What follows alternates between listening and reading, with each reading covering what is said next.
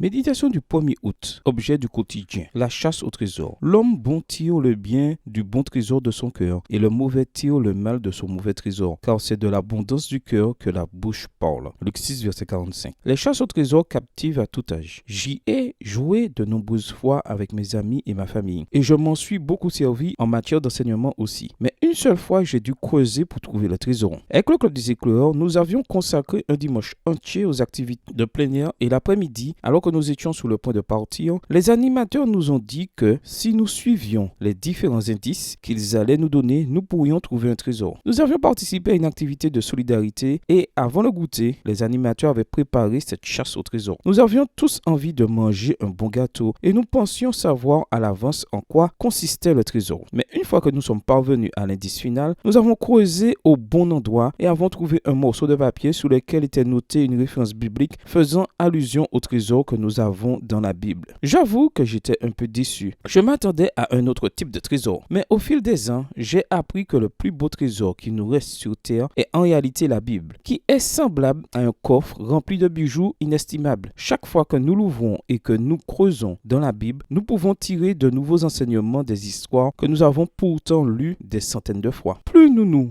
en nourrissons et plus nous avons de bonnes choses à donner, mieux nous comprenons la lutte entre le bien et le mal, et mieux nous sommes préparés à y faire face chaque jour. Grâce à la Bible, nous pouvons alimenter le trésor de notre cœur pour que celui-ci soit bon, ou nous pouvons le sous-alimenter et il deviendra mauvais. Nous ne pourrons sortir de nous quelque chose qui n'existe pas. De nos jours, il est très courant d'entendre certaines personnes parler du bien qui est en nous et de notre pouvoir intérieur. Mais la vérité est que nous avons besoin de Dieu et que nous serons un puits vide si nous ne nous nourrissons pas du vrai pain de vie. Quels sont les sujets dont tu parles beaucoup? Quelles expressions courantes utilises-tu? Quelles sont tes attentes lorsque tu creuses le sol de la vie? Quels sont tes passe-temps? Tous ces éléments peuvent être des indicateurs du contenu de notre cœur. Puissions-nous de notre cœur toujours tirer le bon trésor. Bonne journée à toi et que le Seigneur te bénisse.